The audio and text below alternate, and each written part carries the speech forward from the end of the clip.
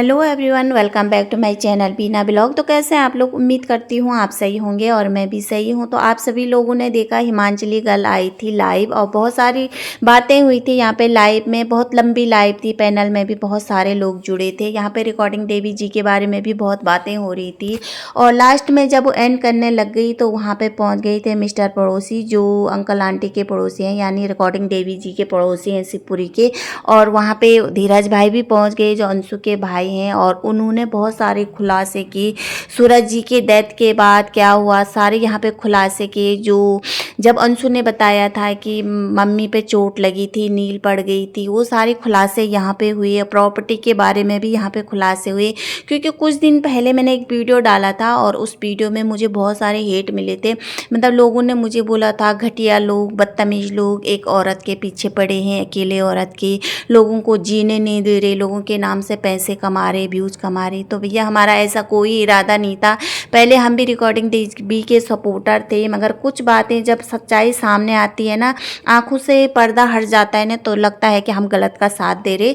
तो यहाँ पे हमने अंशु को भी बहुत भला बुरा बोला था, जो कि अब उन्होंने क्लियर कर दिया है कि प्रॉपर्टी का क्या चक्कर था। जो बार बार रिकॉर्डिंग देवी जी बोलती है प्रॉपर्टी प्रॉपर्टी के पीछे बात ही करती है, जब भी आती है वो यही बात करती है। तो यहाँ पे धीरज और जो मिस्टर पड़ोसी है उन्होंने सारे क्लियर कर दिया कि प्रॉपर्टी का क्या हुआ था। तो मैंने कुछ चैटें यहाँ पे स्क्रीनशॉट निकाल दिया था, वो मैं आप लोगों को दिखाऊंगी फर्स्ट से लास्ट तक कि क्या क्या बात की थी उन लोगों ने। यहाँ पे धीरज भाई आए और उन्होंने कहा कि 1 मंथ भी नहीं हुआ था सूरज भाई की डेथ को और उसने छोटे भाई को अंगूठी पहना दी थी।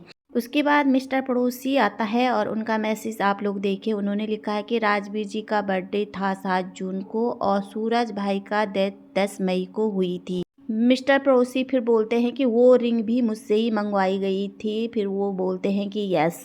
फिर वहाँ पे मिस्टर पड़ोसी एक बार बोलते हैं कि अरे भाई, हमें तो इतना बताया गया था कि राजवीर जी का बर्थडे है, आप मेरे को एक रिंग लेकर दे दो।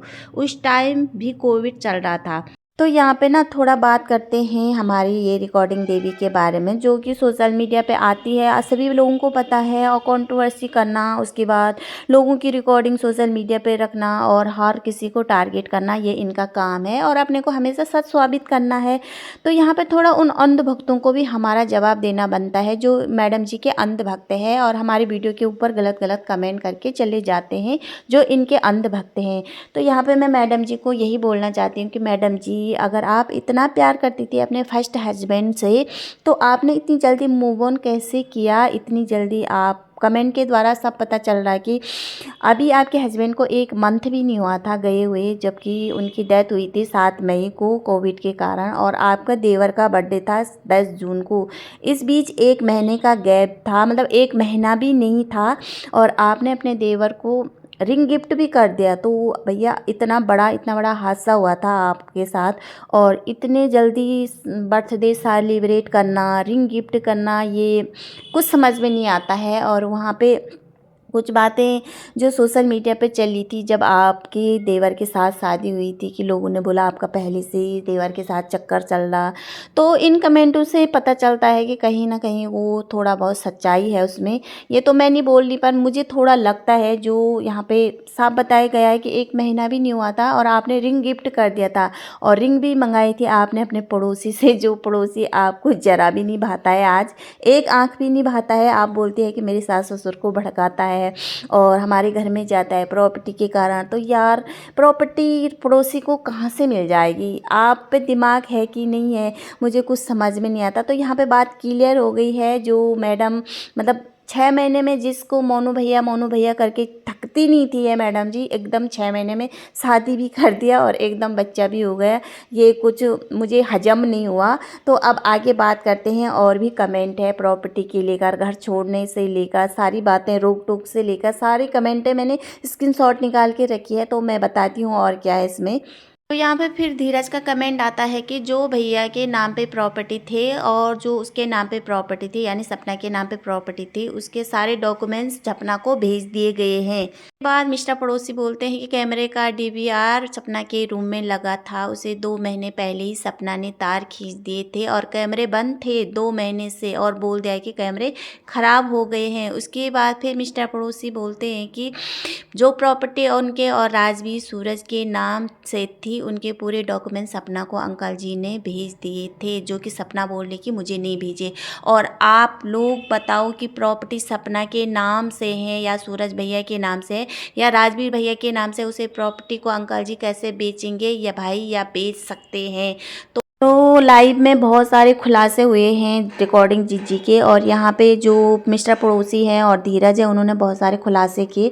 मिस्टर पड़ोसी ने पहले भी बोला था कि जो उनके नाम पे जो प्रॉपर्टी है उनके हस्बैंड के नाम पे हैं दोनों, वो उन्हें पहुँचा दिए गए हैं। और लाइव में उन्होंने यही बोला था कि जो राजवीर सूरज जी के नाम पे जो प्रॉपर्टी थी, जो प्रॉपर्टी रिकॉर्डिंग जीजी के नाम पे थी, वो उनके डॉक्यूमेंट्स अंकल जी ने उनके पहुँचा दिए हैं, जिनके बारे में हमारी जो रिकॉर्डिंग जीजी है वो कुछ नहीं बोल रही सोशल मीडिया पे। और कुछ दिन पहले आप लोगों ने देखा था उन्होंने बोला था कि मथुरा वाला बिल्ला बहुत सुंदर था, मगर उसके बारे में उन्होंने कुछ नहीं बोला था। उसके बाद उन्होंने घर लिया था तो सुनने में आया है कि मथुरा वाला बिल्ला के पैसे अंकल जी ने उनको दे दिया था, उसी पैसों से उन्होंने ये घर खरीदा है। और यहाँ पे बहुत सारे खुलासे आएंगे, मगर रिकॉर्डिंग जीजी अभी शांत है, अपना गुस्सा पी के बैठी है। मगर आएगा उनका वीडियो भी बहुत धमाकेदार वीडियो आएगा, अपने को सच साबित करने के लिए आएंगे। उनके अंधभक्त भी हैं जो उनको सुनना पसंद करेंगे। मगर यहाँ पे आप लोगों ने देखा होगा कि वो अभी भी प्रॉपर्टी करती है, मगर उसको वो प्रॉपर्टी नहीं जो मिल चुकी है, जो सूरज राजवीर जी की प्रॉपर्टी है जिन पे उनके बच्चों का हक था, ये तो साफ है कि उन्हीं के बच्चों का हक था, आरोही का हक था, तो वो उनको मिल चुकी है। अब वो उस प्रॉपर्टी के बारे में बात कर रही है जो उनके सास ससुर की पुश्तैनी प्रॉपर्टी है, उनके लिए लड़ रही है कि मुझे वो प्रॉपर्टी भी चाहिए। तो जल्दी ही वो वीडियो बनाएगी, इस बारे में इंतज़ार करो। ये मत सोचो कि वो वीडियो नहीं बनाएगी, वो ज़रूर वायरल आएगी और कंट्रोवर्सी ज़रूर करेगी, इंतज़ार करो। तो आगे कमेंट पढ़ते हैं आगे क्या है। फिर मिस्टर पड़ोसी बोलते हैं कि अंकल जी और आंटी जी ने बिल्कुल भी रोकना बंद कर दिया था, जहाँ भी जा रहे थे उन्हें कोई दिक्कत नहीं थी, क्योंकि उन्होंने उनसे बोला कि मैं इस तरह से घर में बंद नहीं रहूँगी।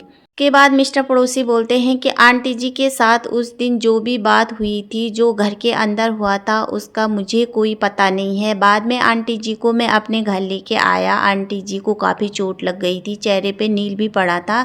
उसके बाद मिस्टर पड़ोसी बोलते हैं कि वह लड़ाई किसके चक्कर में हुई है सबको पता है। तो वहाँ पे मिस्टर पड़ोसी बोलते हैं कि अंकल जी आंटी जी सिर्फ अंशु को रोकते थे, और वहाँ पे बोलते हैं कि वह उन बच्चों को भी पालने के लिए तैयार हैं, उन्होंने कभी नहीं मना किया, वह सिर्फ उन बच्चों के चक्कर में ही शांत थे अभी तक। तो धीरज बोलते हैं कि भाई जो इंसान दूसरों की बच्ची को पाल सकता है, वो इंसान अपनी बच्चों को घर से बाहर कैसे निकाल सकता है भाई। उसके बाद मिस्टर पड़ोसी बोलते हैं कि जिस दिन घर से निकलकर जा रही थी अपनी मर्जी से, उस दिन मैं भी घर के नीचे बैठा था, उस दिन कोई भी झगड़ा नहीं हुआ था, अंकल जी और आंटी जी ने कुछ भी नहीं बोला था, इनका पूरा परिवार इन्हें लेने आया था। तो आप सभी लोगों ने पूरा कमेंट देखा होगा, पढ़ा भी होगा, मैडम जी की पूरी सच्चाई सामने आ गई है। जो मैडम जी बोलते थे मुझे रोक टोक लगाया जाता था, तो आपने पहले की वीडियो भी देखा होगा जब सूरज से इसकी पहली शादी हुई थी, तो ये किस तरह से कपड़े पहनती थी, किस तरह से रहती थी उस घर में।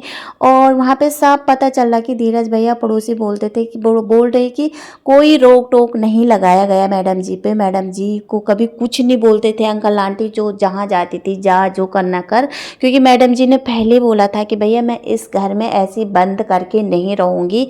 सिर्फ वो रोक टोक लगाते थे तो अंशु पे लगाते थे, क्योंकि अंशु उनकी बेटी थी और कहीं ना कहीं वो दूसरे की जिम्मेदारी भी थी, दूसरों की बेटी भी थी। तो आजकल माहौल ऐसा है कि भाई बेटियों पे रोक टोक लगाना पड़ता है, तो मगर मैडम पे कोई रोक टोक नहीं लगाया गया और मैडम आज़ादी से जीना चाहती थी। जो मैडम जी जब घर से बाहर निकली थी तो मैडम जी ने बोला था कि भैया मुझे घर से बाहर निकाला, घर से बाहर निकाला। तो बाद में जब अंशु ने क्लियर किया कि हमें घर से बाहर नहीं निकाला, भाभी ने खुद बोला कि अंशु चल चल इस घर से चलते हैं। और कहीं ना कहीं जो एक लड़की आई थी इनके घर में, जब वो जो बोल नहीं पाती थी, उसका इसने भी फ़ायदा उठाया, जानबूझ के ये उस घर में लाई थी कि घर में तमाशा हो। मेरे सास ससुर को बिल्कुल भी पसंद नहीं है कि इनके मायके वाले हमारे घर में इंटरफेयर करें, और इसीलिए वो जानबूझ के उस घर में लाई थी उनको, और कि मेरे सास ससुर तमाशा करेंगे और फिर मैं इस घर से निकल जाऊंगी। आप लोगों ने देखा होगा जब सूरज जी राजवीर सिंह थे तो इनके मायके वालों का कोई इंटरफेयर नहीं रहता था इनके ससुराल में, कर नहीं पा सक रहे थे वो, क्योंकि उनके पति थे बोलने वाले। जैसे वो इस दुनिया से निकल गई तो इनके पूरा मायका वाला उसी घर में पड़ा रहता था हमेशा, मतलब देखा होगा सब लोगों ने। तो यहाँ पे मैं यही बोलना चाहती भाई, मायके वालों को ज़्यादा इंटरफेयर नहीं करना चाहिए अपने बेटियों के ससुराल में, क्योंकि उस घर में भी गार्जियन है, सास ससुर है, उनके पति थे और पति नहीं थे उसके बाद तुम्हारा वहीं आना जाना था। और अब भी आप लोगों ने देखा मथुरा में पूरा मायका पड़ा रहता है, कभी किसकी लड़की, कभी बुआ की लड़की, कभी माँ बाप, पूरा उसी के घर में पड़ा रहता है। तो ये ऐसी जीना चाहती थी। और रही बात जिस दिन ये घर से निकली थी, तो पड़ोसी ने साफ बताया कि भैया अंकल आंटी ने कुछ नहीं बोला था, उस दिन ये अपनी मर्जी से गई थी। इसका पूरा खानदान आया था, मायके वाला देखा होगा आप लोगों ने, पूरा ही आया था। और एक बात अंशु ने बताया था कि चोट वाली, जब मम्मी पे चोट लगी थी तो वहाँ पे पड़ोसी ने साफ बोला था कि हाँ मैं घर के अंदर की बात नहीं जानता हूँ, मगर आंटी पे चोट लगी थी, उनके चेहरे पे नील पड़ी थी, मैं अपने घर ले गया। और आप सभी लोगों को पता है कि झगड़ा किसके चक्कर में हुआ, तो साफ पता चल रहा कि झगड़ा इसी मैडम जी के चक्कर में हुआ था। और मैडम जी चाहती थी कि घर में तमाशा करूँ, सब कुछ करूँ और मैं इस घर से निकलूँ। तो आज का वीडियो इतना ही। अगर वीडियो अच्छा लगा तो प्लीज़ लाइक, सब्सक्राइब और कमेंट ज़रूर करना। तब तक के लिए बाय।